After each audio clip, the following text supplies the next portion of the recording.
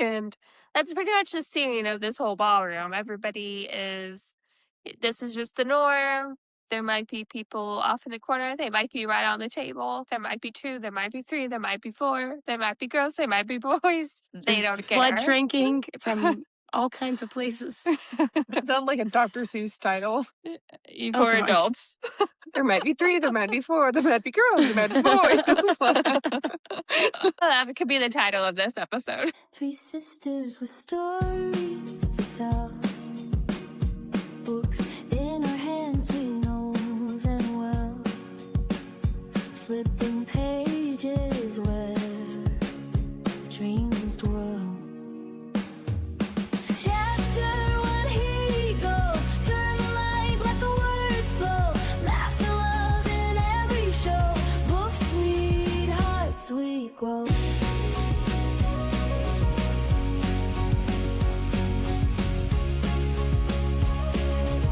Welcome back to part 3.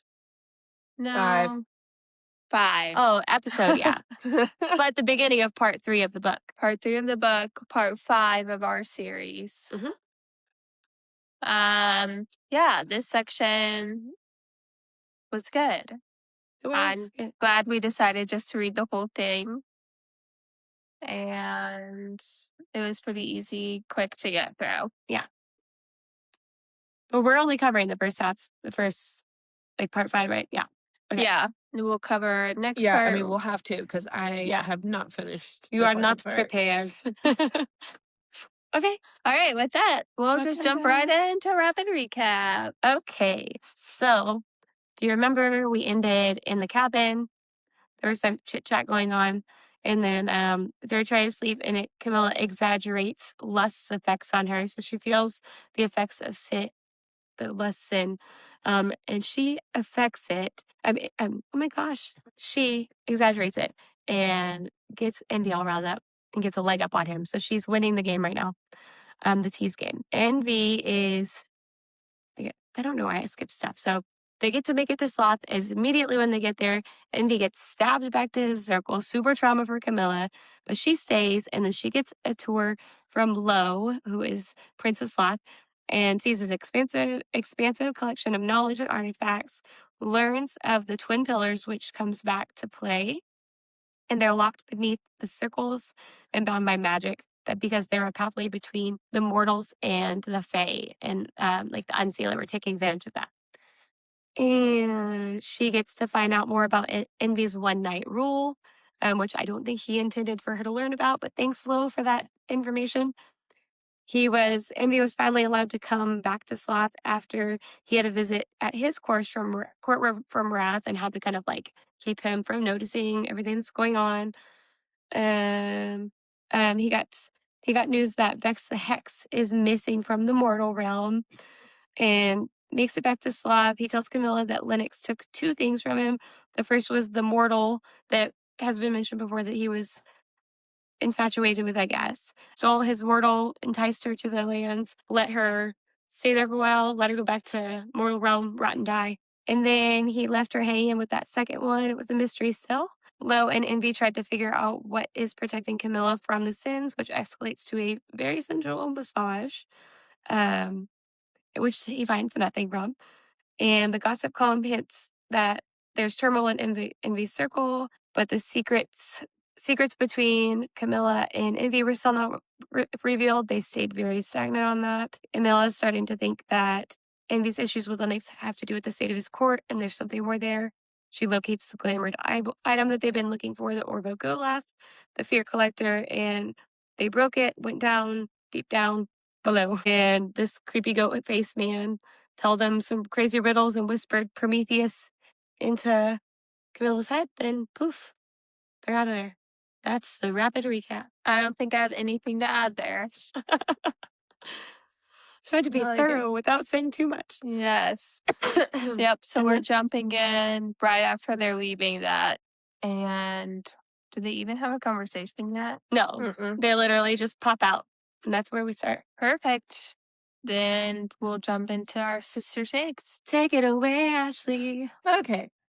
So as they popped out, then they popped into the Bloodwood Forest, which is where the players were rumored to be spotted in the realm.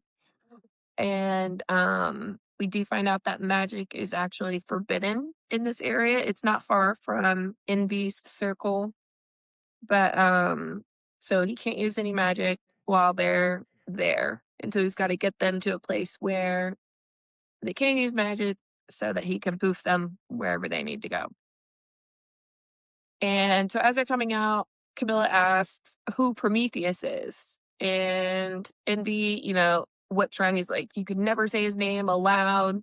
It was very like a Candyman or Beetlejuice moment when I was I reading pictured her being like, "Who's Prometheus?" Like, really loud. Yeah, pretty much. It was kind of like that.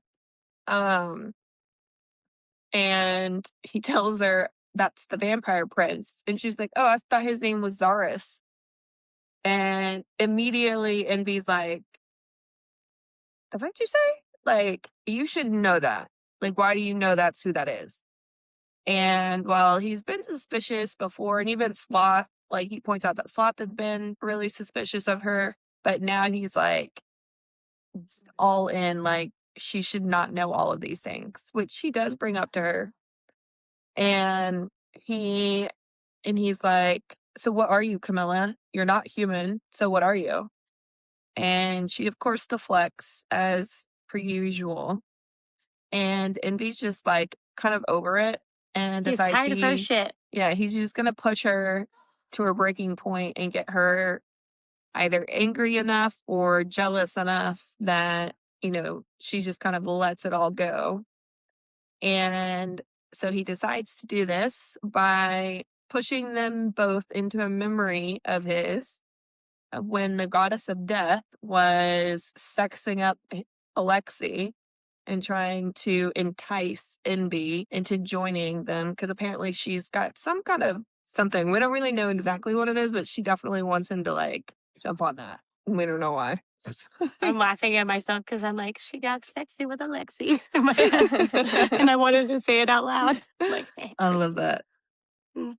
sorry. Well, yeah. And so as they're going through this memory, the only important part to really realize in this is that he's like very much not interested. Like he's not in any way infatuated. He's not even tempted in the slightest. His sin isn't sparked, nothing. Well, somehow Camilla, she is just so beyond herself with jealousy. He said it's Well, like I think he says, like, the way he shows it to her, he doesn't show that he's not in it. That's like a side thing he says, like, but she can't see like his expressions and that he really does not care for this girl. Right.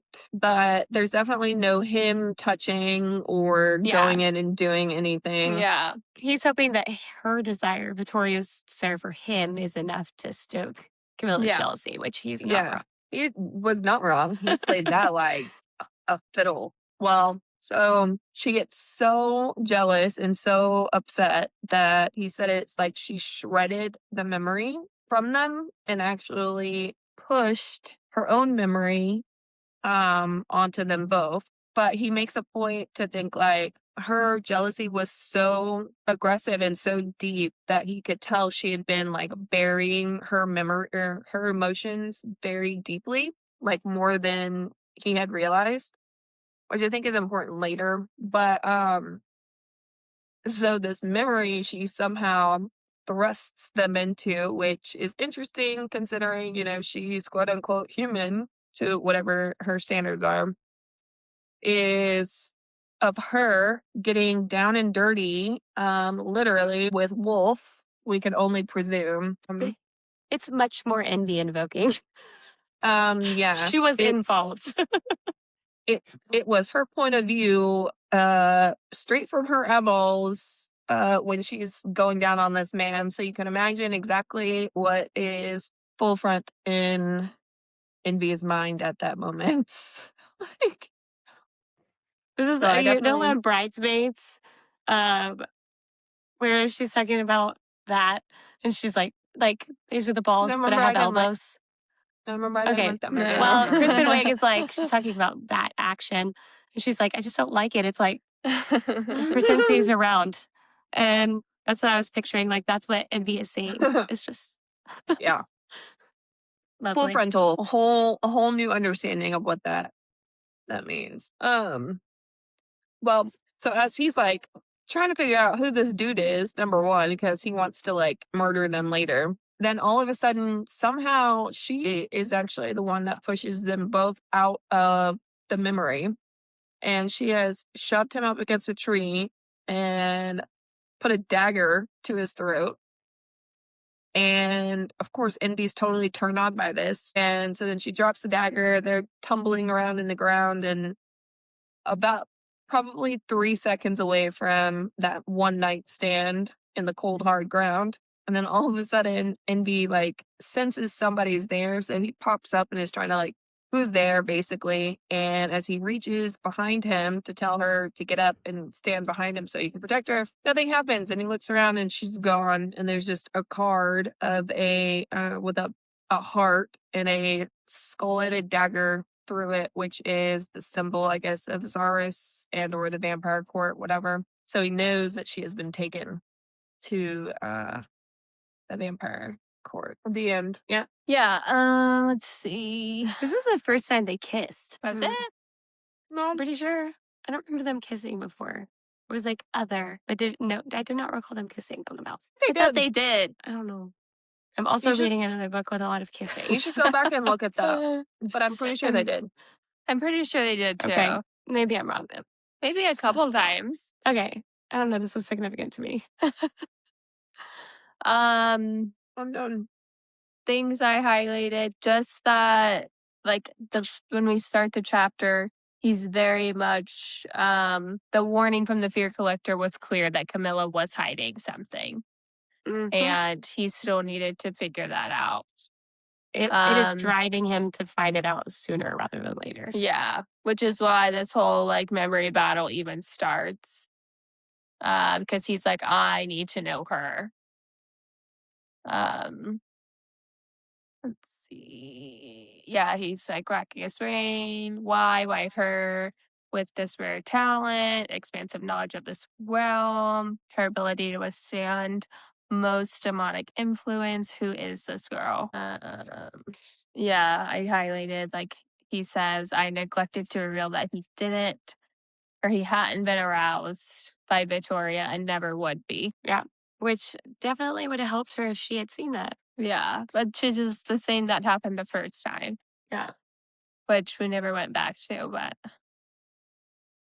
let's see. They do say maybe that's why you're focusing on this one because they do say the kiss was unlike any other he'd ever had. This one in particular, and he's just admitting that she's the only thing he thinks about pretty much constantly. Which is really annoying. Yeah. It's a back and forth game. Just give in to it. Stop being like, we'll do it once. Mm-hmm. It'll be over. She's going to lose interest. I don't even want to give you that. Yeah. Yeah, she's not somehow. No. I don't, they didn't say why he had that memory, right, with Alexei and Victoria? No. No. No, So but I it think seemed it's a setup weird. later. Yeah. Yeah, that's all I have for that chapter. Crazy. Me too. I'm good. Yeah, I'm good. So, chapter 39. It is from Camilla's point. She lands on a black sand beach and she knows it's just like black water coming up. And there's a man with her who is very clearly a vampire. And of course, she goes through panic mode. She's like, man, there's definitely no way I can beat this guy. Not really sure what to do here. And of course, like he's reading her mind. He's like, it's, it would be in your best interest not to fight me or something to that effect. And he's like, so get up and fix her down. And that's when she realizes they were like in the throes of it when she was stolen. So she's all hanging out and she's got to fix herself. Shut up with her tits out. Yeah. Yep. So Oh, Camilla. we find out the vampire is Blade. We don't really know much about him, but He has red eyes, crimson eyes. I know that. just want to say I'm sorry. to anybody in my age group, like, when I read this, I was definitely picturing Wesley Snipes, Blade, like, Yeah, the whole time. for sure. And I'm kind of here for it. Like, I might drop NB for Blade. Like, I'm cool for that. Um, but he tells her, like, he's trying to get her to go in this cave, and she's like, meh, yeah, that doesn't sound like something I want to do. And he's like, well, you don't really have a choice. And just so you know, your boyfriend's not coming for you. Like, his kind are banned from Malice Isle. Which is on the So, map. yes. Yes. And then basically pushes her in the cave. And what's done is done. Turns out it's not a cave, it's a portal. And they There's land freaking portals. inside. Yeah. They land in like where the castle is, where the prince, vampire prince, Zaris. And, he's like, don't forget to bow.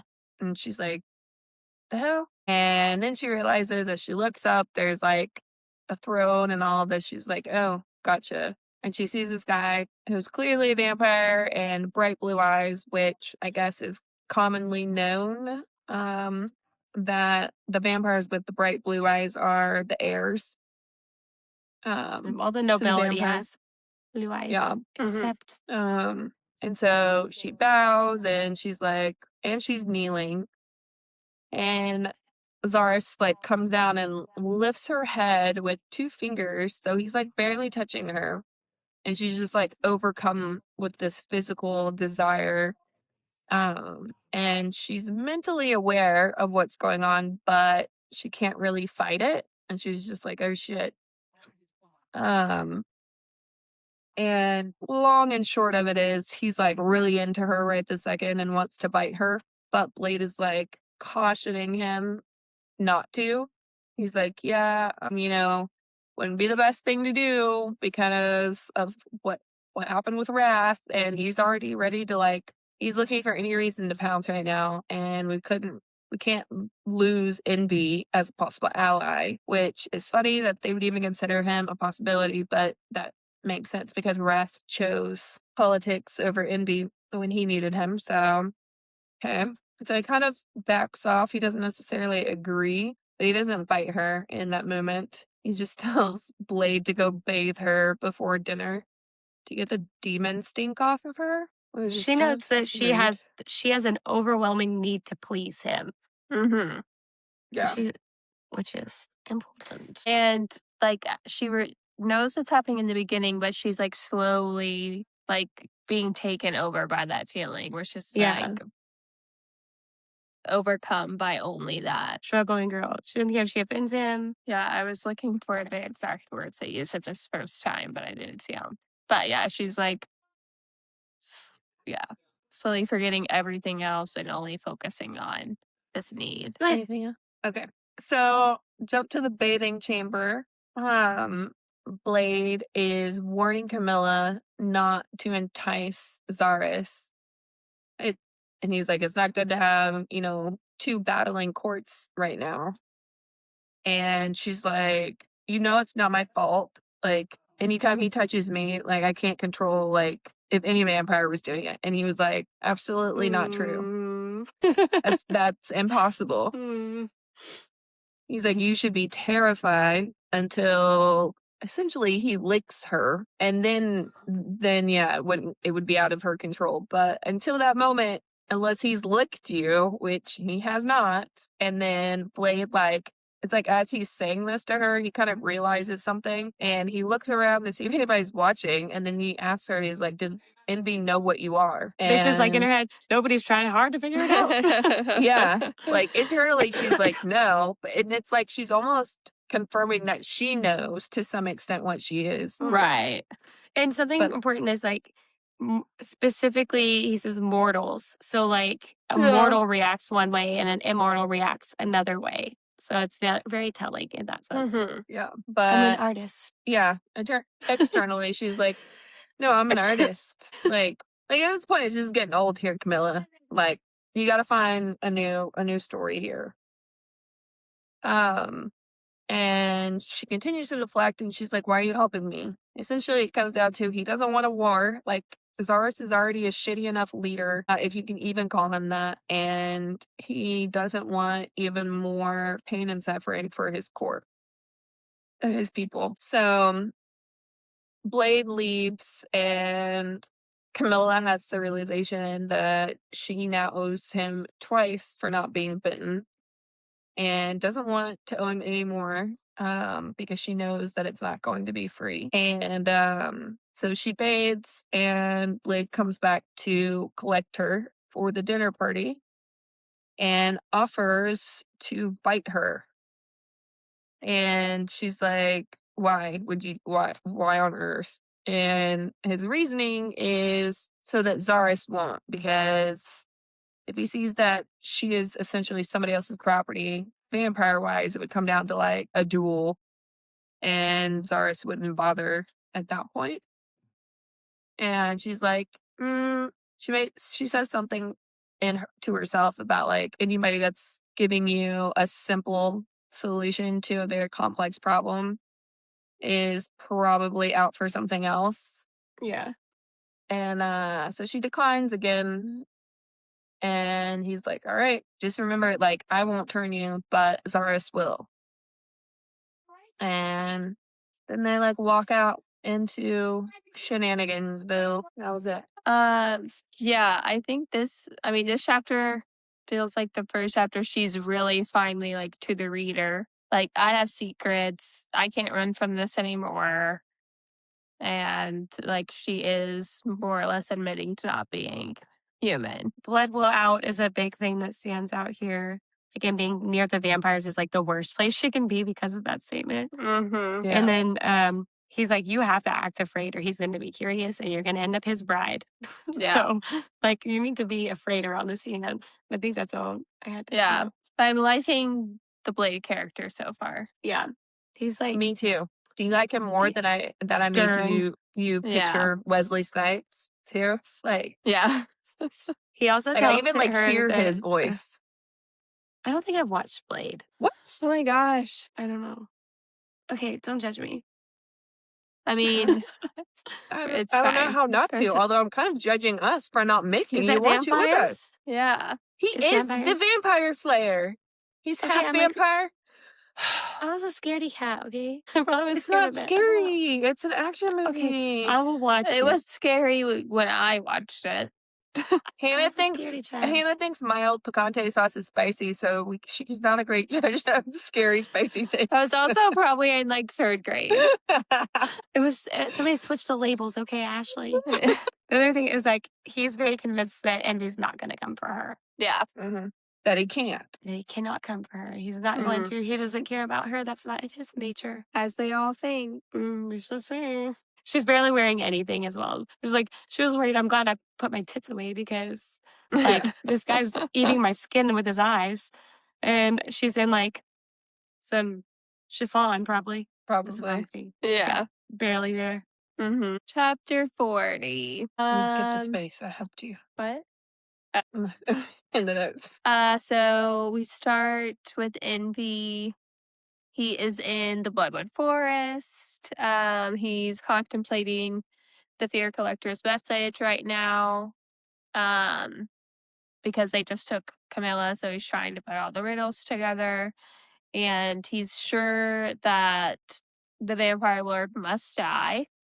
And he's going to be replaced. So he is understanding like Lennox is making really big moves in this game and like basically having them all do his dirty work to get rid of the people in his way to whatever his ultimate goal is here. Envy's plan is to use Alexei to convince Blade that they're going to kill the Lord and then Blade's going to take his place. And Alexei has to be the one to send a message so that he knows that he's serious. I don't know that we get much more on that other than the fact that Alexei is also vampires. But why, if there's like a special bond or something there that Alexei presenting the information is what's gonna get Blade like to accept. Yeah, I think that's the tie there is just they're both vampires, so they're like not it's not gonna be like an immediate no. But with Blade's secret, that's ties into something else, like another secret about Blade, but we still don't know what it is. Unhelpful. Did I hear babies? So then, Oh, it was Aiden. I Okay. think he said Lady Gaga. I don't know why. so then Envy is telling us about this tree that is mythed to be in the blood forest. It is said to grant curses or hex, was whatever you want to call it. And to do that, you have to write the person's name in the trunk of the tree, take a leaf, put your blood on it, put it under your pillow, and then if it's gone, then your curse is granted, and that person is now cursed for the rest of their life. Super fun. So yeah, Envy's strolling, sees this tree, and he kind of takes a double take. And he's like, no, that can't be. And sure enough, his name is written in the trunk of the tree. His true name, Leviathan, which we learned last section, And which spelled special. Spelled correctly. and as we know, their names are sacred. Not many people know. So he's like, who could this be? Who gave them my name? He notices that it must have been really soon because of the carving. And he starts listening and he can hear a person hiding in the bushes. So he's about to pounce essentially, and Victoria shows up. Yes. So now in the present, we have been introduced to the character of Victoria.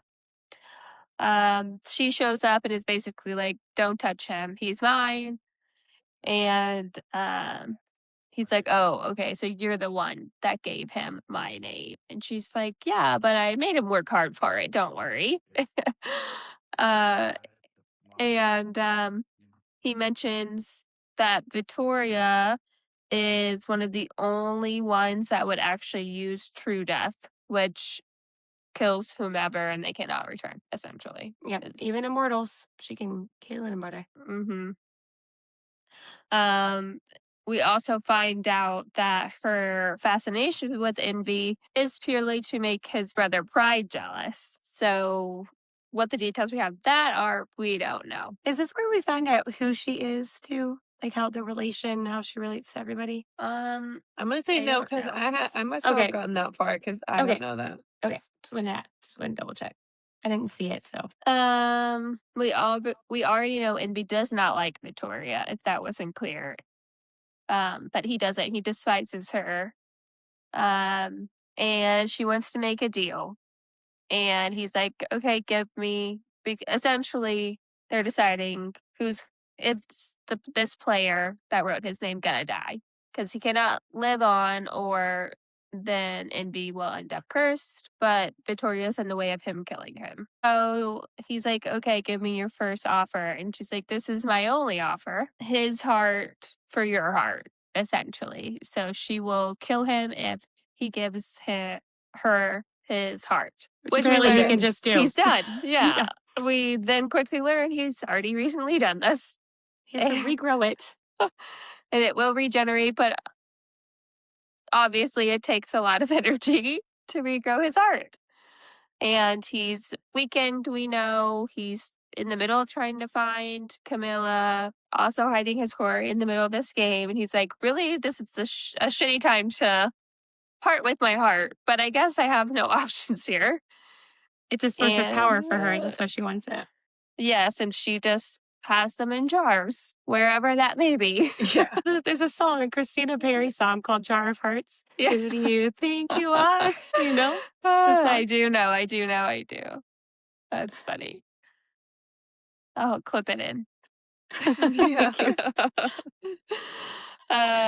So he ultimately ended up agreeing with this after running through the potential options here, knowing he had none because this player had to die. So she quickly did exactly that. She killed the player and then shoved her talons into Envy's heart, and he collapses. It's just he was given true death, and he's like, "That's not what I'm Yeah. getting. You know, Yeah. right? Yeah. Like, that's not what's happening here, right?" Yeah. Wanted to say that earlier on, he is pondering about Lennox having a deeper goal than just the game in the situation that he's trying to move political chess pieces, essentially, Mhm. with getting rid of leaders and bringing new people to power, setting people against each other. I thought that would be important to know.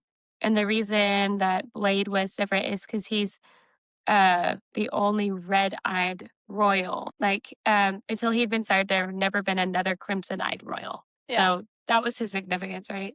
Mhm. Yeah. I put my finger somewhere else, but I think that was it. Because the from the Fear Collector, he specifically said the vampire prince must die and a crimson-eyed heir must take his place. Yep. I don't know if we said that or not. Yeah, if an ice prince falls, will a crimson one rise? I suppose that depends on who does the slaying. Blood must spill. So now it's like, what was all that jibber jabber? Oh, that makes sense. Well, and I thought it was interesting that the fae that did all of this to curse Envy was a Seelie, Mm-hmm. not an unseelie, but it seemed very odd. And like when she revealed his face to Envy, like he didn't even know who he was, and he went No, through he a was just lot like a of trouble. rando. Yeah, because she said whatever task it was almost impossible, and he still managed to do it. So curious. So now he's got, good fairies after him and trying to curse The him. good Like, fairies damn, and the dude. bad fairies. Oh, Like, everybody yep. hates him, and I haven't figured out why yet. I'd like to, though. That's all I got, I think. All right, moving into 41, we are back to Camilla. So she's This walking chapter's with. super long. I Right. barely took any notes, so I'll have to fill in. Okay. Probably because they're just describing a bunch of stuff that I just Mhm. skipped over. Yeah. So Camilla's walking with Blade into the vampire court. As she does, she's marveling at all of the architecture and the art, which is very morbid art. Basically, how any human or victim can be drained and eaten and whatever is all over the walls. Kind of freaking out, taking it all in. So Blade pushes her against the wall and is trying to hide the fact that she is kind of freaking out.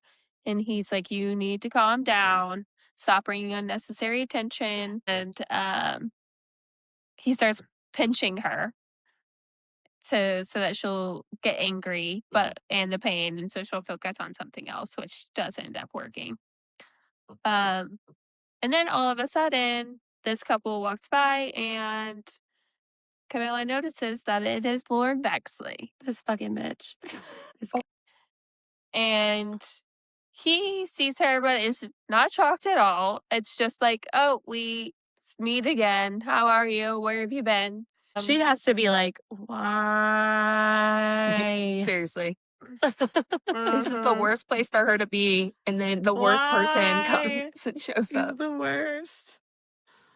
And he's just, yeah, totally enjoying himself here. He's got a vampire on his arm who is all over him, all about him. Um, and then they part ways. It was a very brief encounter. Um, He and calls her uninhibited because she has her clothes now. Come find me because now you're so uninhibited. yeah.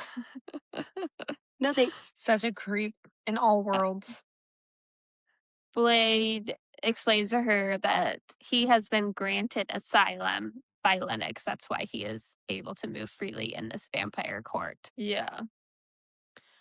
Um, which again, I'm surprised just with him coming up, and like we didn't go into much detail. Like we do get another encounter, but there's no like, why is he here? Oh, of course, now all the puzzle pieces are fitting Yeah. together. Like there's no realization, just that he's here. Well, she says Vexley's playing the game. He's like, appears so. Do you know what's at stake? Don't know, don't care to know. It's nothing good if the unseelie are involved. So there was like a little bit like he's in the game.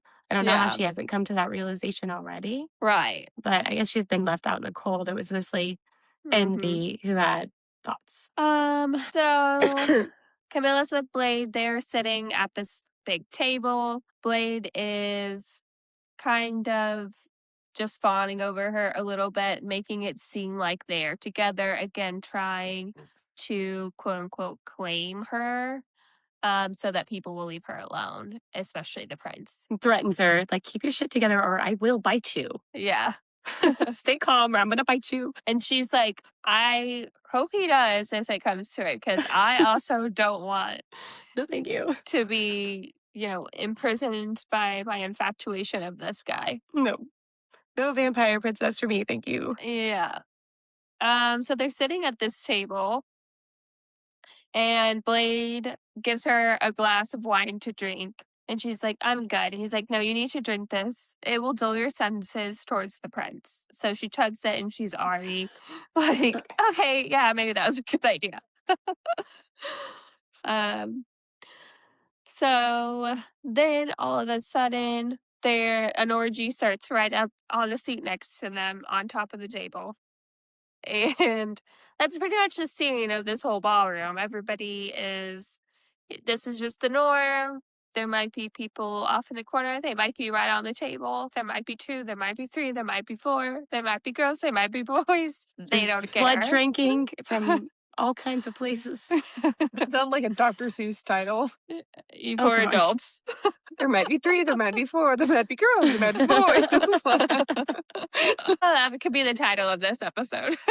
Dr. Seuss goes Oh dark. my gosh. Oh, love it. In the underworld. So let's see. Bexley Yeah. arrives. Unless you'll have any more to add up to I was that. just gonna add that I guess like the significance is they brought a bunch of humans in and she's like freaking out about it a little bit, but Yeah. they obviously want to be there. Yeah. So Bexley shows up with a new vampire. So again, he's Ish. very much enjoying himself. Yes. Is it a vampire? I don't know. It has a tail. So, No, they Yeah, it has they a give it a tail. name. A succubus. Yeah. succubus. And her name is Nightshade with a Y. So she's edgy. Yeah, she's edgy. And they come in and go straight to a private alcove. You laugh just like that. Perhaps they'll have long-tailed demon children and live happily ever after in hell. The hell. And weirdly, Camilla is like worried for Bexley and kind of again, why I'm feeling so weird about just this whole Bexley chapter. And she's like, he's gonna be okay, right? It's like, who the fuck cares? I hope And not. I hate him, but like, should I want him to get eaten by vampires? I don't know. My moral code, where does that stand? Out the window. So she mentions she wants to have another conversation with him. And so her and Blade go and join them in the private alcove with she walks in, the succubus is on top of Bexley. They're kind of just nobody else is in the room going at it still. Bexley makes some probably snide remark like wanna join. I don't remember exactly what he says, but something along those lines.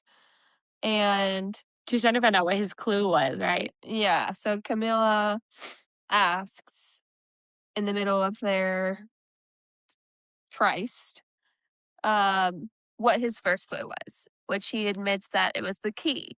And she's like, I knew it. She's fired up about it. This is her father's key that we learned about a couple episodes ago. And she's like, where is it? What did you do with it? And he explains that he gave it to his contact in the dark market, which Camilla knows, okay, now Lennox has it. Game over. She's not going to see it again. And she kind of loses it and just starts attacking him. Whenever things start escalating with him and his pal, she mentions his less than impressive erection. Yes. I was like, of course. I was yes, waiting that's for not- somebody to get to that point and be like, yes. Of course it is. A tiny Yeah. That's why he's overcompensating teeny with his weeny. attitude. But Sorry. we learned that she has no complaints from Catherine. She's saying, all of the girls around town are Yeah. not upset when Maybe they he's leave his skilled bedroom. otherwise. Yeah, clearly. Sorry. So yeah, she's trying to like choke him out essentially, and all the ruckus causes the prince attention. So he shows up to interrupt, and Blade's like, "I got it. Like we're calming down essentially." And he's like, "No, I need to go take care of something." And Camilla stays with me. So Blade leaves. No objections or anything. Um, and Camilla is immediately feeling drawn to his venom, and she's wishing she had some more wine to fight that sensation. And then pretty much she ends up on his throne, sitting on his knee. He's kind of toying with her. She's again slowly losing focus. She's like, why am I here? I forgot. She's just so enthralled with wanting to please him. And he goes to bite her neck, and right at that moment, he's thrown backwards, and Camilla lands in Envy's arms. Surprise, surprise. He did show Good up for her timing. after all. Surprise, surprise. Mhm. Always the perfect timing. Surprise. Yeah, she almost got bit. It was a close call. And I don't know, like, Blade was like, okay, bye. He just has to obey him. Yeah. Maybe, like, Well, she did make a point to say that, like, he did tell her, like, I will throw you to the Y- wolves. Yeah, you Yeah. or me. I'm choosing me. do not draw attention. And she had to go feral and Vexley. Let's see if I highlighted anything else. Oh, just in the beginning, how she is acknowledging, like, she was thinking about Envy, like, expecting him to show up, and then finally she's like, I have to cut that out. I'm my own hero. I got this. I will figure it out. He'll play his game. I'll play mine. I'm going to sell my clue. I'm going to get myself out of here. Yeah. It's good. It's good. Hopeful wishes. Yeah, wishful thinking. temporarily. Yeah. Let's see. I think it was interesting, like, that, being a vampire court, you would expect, like, to be in danger, but nobody was killing anybody. Like, it was, like, Right. all voluntary. The humans wanted to be there. They get pleasure out of it, Mm-hmm. because the venom is intoxicating. So, I am curious, and maybe they don't go into it. I don't know. I know when they explain like the Seelie and Unseelie, it was hard for me to follow, but why is like the Unseelie king the hierarchy? Or is it just because they know Lennox to be insane? I don't think they are. It's just, like, they're not over one kingdom or another, from what I can tell. It's just the influence they Yeah. have, and like how he drags people that are really important into his games. He has influence over them, so he can manipulate things to work out in his favor. That's what I'm understanding. We don't hear I anything think about he's just Sealy royalty crazy because they're enough. peaceful, right? Like, the Sealy are just peaceful. They don't involve themselves in it, so we don't hear as much about Until them. now. Well, and That thing, it's like specifically on the request, because he's like, when the Unseelie king submits a request, it's wise to accept it. So basically, everyone's just afraid of his games. I think so. Like, Yeah. he's He's got just a so many crazy son of access a bee. points to different things, and he's manipulative and evil. Okay. It's like, best avoid it.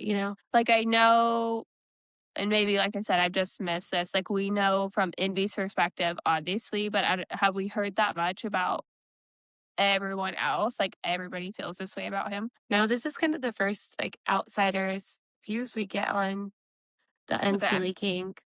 That's what I was thinking. Just making sure I didn't miss anything there. I think that that just the hatred towards the Unseelie is like what makes Yeah. it such a, like, important aspect of their world.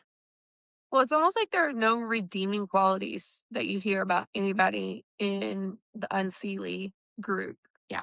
Like, That's what they're even known for. vampires, you've got like Alexei. Like, they're not all bad. Like, they're not just out here like raping women or whatever. Like, most of them are like, they're into it or whatever. Yeah. But They're like it believe seems in like, consent and yeah, but I don't know. That Lennox character is a big old doucher. yeah, I'm wondering at what Yeah. point we're gonna meet him. I We was have thinking the to. same. We're past the halfway mark. We'll meet him in the Time. last chapter. Oh, God. Yeah. When it's all coming to the end. Oh, gosh. I'm going to jump into chapter 42. Yeah. So Camilla's fallen back into envy, and his timely appearance to save the day leads to Zaris challenging him over Camilla. So, like, he just met Camilla, but he's willing to challenge Envy to the death, essentially.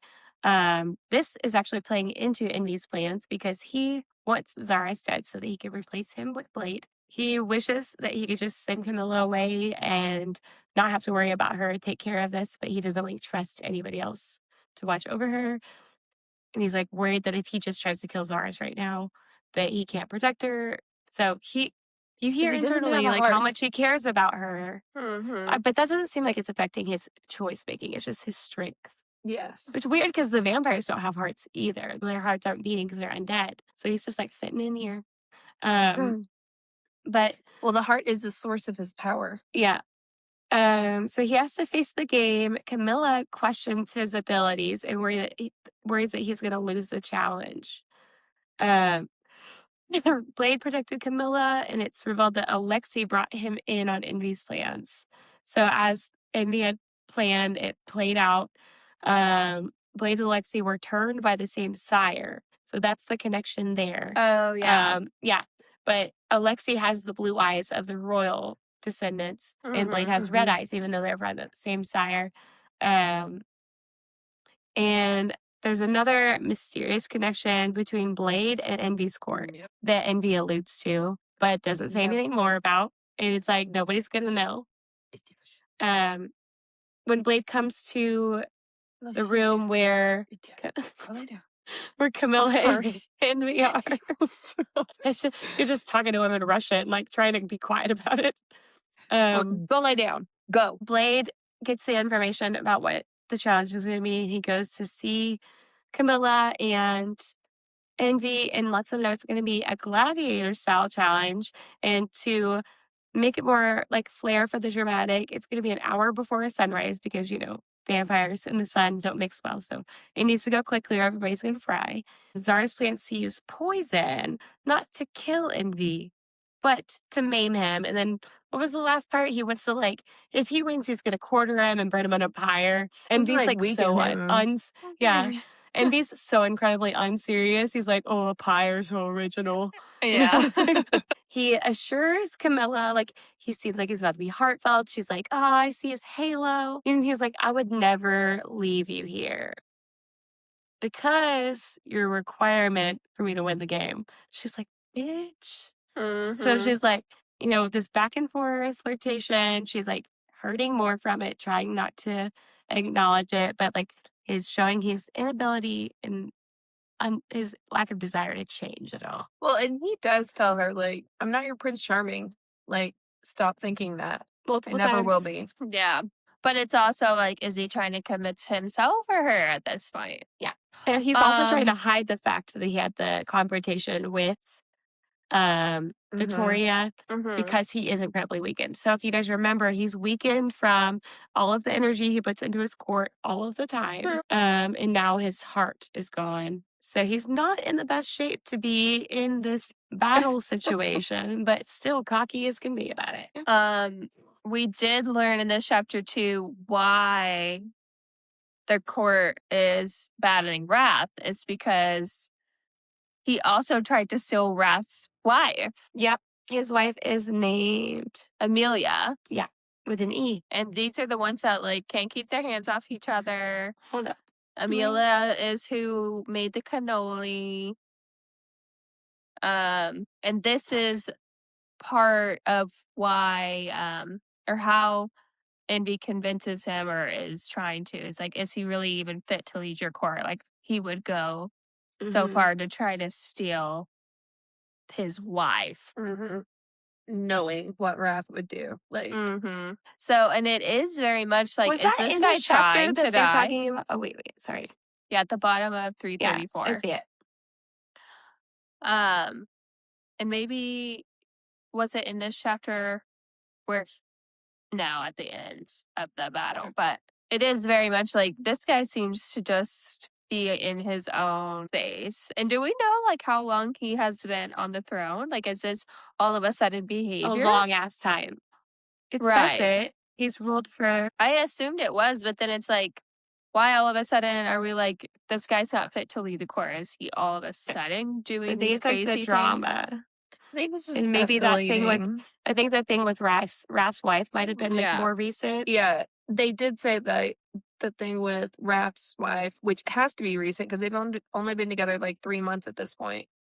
They were like that was the last straw, and then he did this with Envy's girl, and they're like absolutely fucking like what the hell are you doing, Mhm. dude? Like you've gone off your rocker too far. Camilla slapped Envy. He Oh, yeah. does. They do confirm that Blade and Envy work together like as spies for each other. Others An about Lexi. associate or something like that. Like they don't like the Yeah, word spy. associate. We don't. Yeah, but that I think is what he is still referring to when he says Yeah. not many people know about this, but we keep it a secret. So we now, as the readers, know. Yeah. Oh, I was going to mention too. She's like, "Did you have me kidnapped?" Like, Yeah. When she realizes they're friends or whatever, she's like, "Did you do Yeah. this? Did you have me kidnapped?" He's like, "Are you serious? Right in the middle? Like, you really think that's what I would have Not had the you ideal kidnapped?" time. Like, I would have chosen a much more convenient time to have you kidnapped. Yeah, but she slaps him Yeah. in front of Blade, and Blade makes like a smirk, and she's like, "He likes me." Yeah, and he does like her. Which we like him, so that makes sense. Yeah. Oh no, that was that, and then just him, reiterating, he wasn't incapable of change. He just had no desire to. Yeah.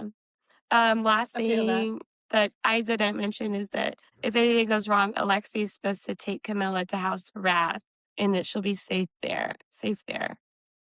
Yeah. Like that Zaris is, I guess whatever happened between them, he's afraid of him. He'll be more hesitant to go try to get her. Yeah. Okay. 43. And I think he's Camilla finally is- asleep enough to leave us alone through the last chapter. Camilla gets primo seats. She gets to watch the challenge from a royal box with Blade. She notes that the arena, like I'm obviously picturing like a big gladiator arena, but it has white sand and really tall walls that can't really be scaled. So once you're in there, you're in there. The white sand exaggerates the blood. So things she's observing, the sands are completely full of vampires, and she's like, "Oh my god, if there's like a bloodbath, I have to crawl through. Like I'm not gonna make it. This is not the best situation for me to be in again." Alexei finds her, and he gives Camilla jewelry, specifically cuffs, that Envy said she needs to wear and act like he's tied her up to his bed, basically. Anyways, these cuffs have rubies in them. They're actually laced with rosary beads, which in the previous part when Envy showed up, I didn't mention it, but he stated that the blade he threw at Zaris was something that could injure him, and he mentioned that rosary beads are more harmful, and they're actually highly lethal to vampires. So he's touching them, but he's like, "Here, take them," in a necklace. So this jewelry is another way he helps her. Alexi's touch, they like barely touch, and she's like, "Why did his touch not influence me?" And he kind of is like, says another sign she's not mortal. She asks Alexei if he would ascend to the throne because she's not privy to all the details. And he's like, "No, I'm good. I'm good. I like being Envy's second. He's learning from his court." So yeah, we learn a little bit more of that. And then the challenge begins with the entrance of Canidae, which every time I read it, it's Candida for some reason. Same. I'm like, why we got a yeast trauma. infection coming up in here? So Canidae is a giant humanoid creature. So we got, like, I'm imagining the goat man, but it's got a wolf's head. Ella originally thinks it's a mask. It is not. So it is a wolf's head sent to mock Envy because the wolf is his house symbol. And it's like got a medieval flail with two spiked balls. And pretty immediately, like a random vampire, gets thrown into the pit and he squishes it like a bug and then eats it. So showing that he is malicious. Camilla's already like nauseous about it. Then, of course, we have Envy. He's just like strolling in, very laissez-faire, gonna fight this creature, which, of course, Camilla's like, excuse me. This is not what we agreed to.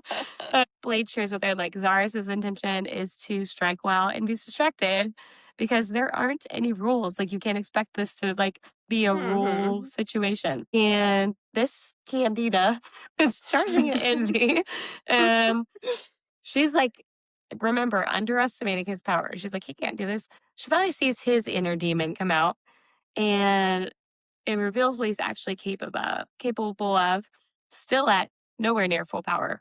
And she finds him to be just like absolutely magnificent. She's drawn to this ugly side of him. And just as expected, Zaris tried to attack Envy with a dagger from behind because he has no morals, but to no avail. The new issue now is that Candida is still in the mix. Envy like punched him, like this huge guy flew, knocked him out for a minute. He's back in the mix. It's like some whip situation. When he does that, though, a new friend comes. This friend is a beast with the head of a lion. So he's got two of these guys, and he's got Zaris. Envy's so powerful. It explains that now, I don't know if it was Blade or Alexi, honestly. One of them explains it. Zaris and these two monsters, now it's an even playing field, right? That's where he said it. Yeah, now it's a fair fight. As if it's done up, a bull-headed beast and a bird of prey-headed beast join the challenge. These beasts are called the Kiadara. Each possess the strength of 200 men, and they're so bloodthirsty that they just align with the vampires because they like blood and death. So Envy is now up against the strength of 800 mortal men and an immortal vampire. And of course, like, he's grinning. Like, I got this. Well, and it's 5 because she said There's 4 beasts. 3-on-1 fair, and then 2 more giant creatures emerge. Yeah, so you have the wolf, the lion, the bull, and the bird of prey, right? Plus Zaris. Plus Zaris. We don't hear much about the bird of prey, but the bird of prey and the bull add, but the lion was the second one. They didn't really start attacking or anything yet from my notes, I don't think, for the book. Yeah. Yeah. But they're there. Camilla's a nervous wreck.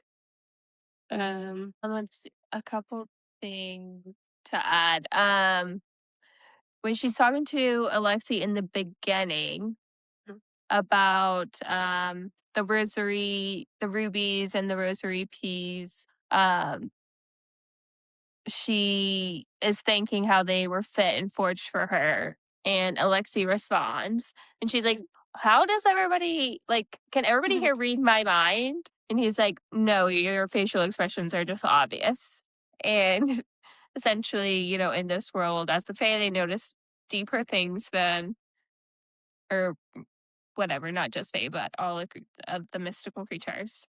Yeah. So, She does because that was a comment I brought up last week, is like everybody seems to just be able to read her mind. Yeah, he shares like she needs to wear a mask, which Yeah. she sees everybody else doing. Like Envy constantly wears a mask. It's like impenetrable. Also he explains Zaris a little more. Like when they touched and she was like, they had that interaction, like what's going on. Explains that Zaris is a blight, so he needs adoration almost more than he needs blood, and he thinks he's a god. He wants to be worshipped as such. He manufactures it through abuse of power. He doesn't listen to his advisors. His hubris damages his court. Talks about, again, in provoking wrath. And that's when his reign ended. He hasn't been deposed yet. So that elaborated on that other part a little bit more. While he's like down there and she's freaking out, she says, run, please run. And immediately Envy like turns and finds her in the crowd. What does he say? Tilted his gaze, stared into her eyes, and just like smiles. I think he does that at the very end of the chapter too. Like, no, he just is smiling at the end. But yeah, it's I'm picturing all of this. I'm like, this isn't it. Yeah. Look good. And like, and since I did go ahead and read on the like how it plays out, I can't picture it. I'm like, this seems like too much. Yeah, there was a lot. Why is nobody dead? Yeah, it was. But yeah, that was first it half for that section. Look at us. That was so quick. Yeah, love it. Good section though. I liked Yeah. the introduction of Blade. And I guess we'll see. I don't know. I feel like we're still not getting. We still don't know really what the game, like any details of what's going on. Like we know for And sure that Camilla has just like made it evident in what she says she is not mortal. Like we already knew that, but yeah, Yeah. we've gotten more confirmation that she's not. She just Yeah. won't tell us what she is. yeah. Which Well, actually and- you need to read on because you find out a lot in the last part of the section. Oh, well, But I mean, I read a we're little not bit gonna- ahead. Yeah. I And just I still like, I don't know anything definitive yet, but like I still think she is like Lennox's daughter. Like I feel it. oh, I guess Somehow, we have to some discuss way. that next time. Your theory. I don't know if that means that I'm right and you guys don't want to admit it yet because it'll ruin something, or that I'm way so far off base that it's absurd. Yeah, so kudos. next episode we will cover the second half of part 3 in the book, starting with chapters 44, and then we'll find out how this brawl ends and What comes next? what comes next. So make sure you join us. If you follow us, you'll get notification whenever we post. So follow, like, subscribe, comment. All right, night, sisters. Love you. Night. I'm sorry, I didn't say love you, sisters. Like I always do.